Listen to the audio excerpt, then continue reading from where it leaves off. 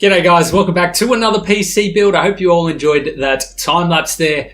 This week's PC, we have gone for a more premium looking PC, a nice clean custom water cooling loop with some minor modifications to the case to be able to fit a full ATX size motherboard inside of a case that is designed for a micro ATX. Firstly, I'd like to say a massive thank you to Asus, BitsPower, XPG, Cougar, and BitsPower again, because look at that water cooling gear. So this PC will be on display at PAX Australia at the Cougar booth. So if you guys do head out to PAX Australia, then be sure to visit the Cougar booth. You'll see this on display. It will have its tempered glass window on though, so you'll be able to see it behind the glass.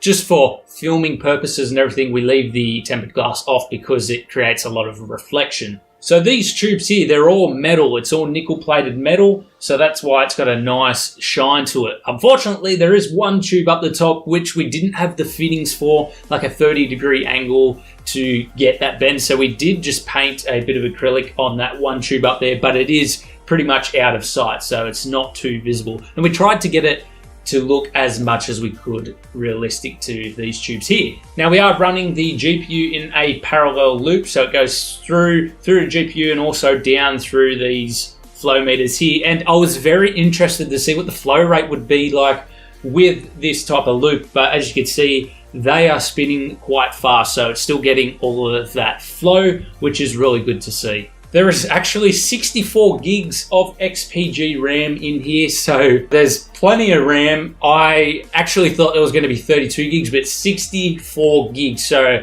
ADATA XPG went out of their way to help us out massively. So personally, with this PC, we actually like the look of the white fans and as well as the RGB. We've got the RGB on the Asus motherboard and the RAM. So we ended up just setting the fans to RGB. It looks actually really nice reflecting off of these metal tubes, and of course with the front panel off as well. There is an 8th generation CPU in here, and of course we do have the Asus Strix GTX 1070 Ti fully water cooled. Anyway, that's pretty much it from me, guys. If you enjoyed this video, be sure to leave a thumbs up, hit that subscribe button, and turn the notifications on by clicking the bell icon. I'll leave all specs in the description, and if you enjoyed this video, be sure to check out more videos just like this one. Lots of custom PCs, reviews, modding tutorials, and of course, water cooling guides. And we'll see you guys next week for another PC build.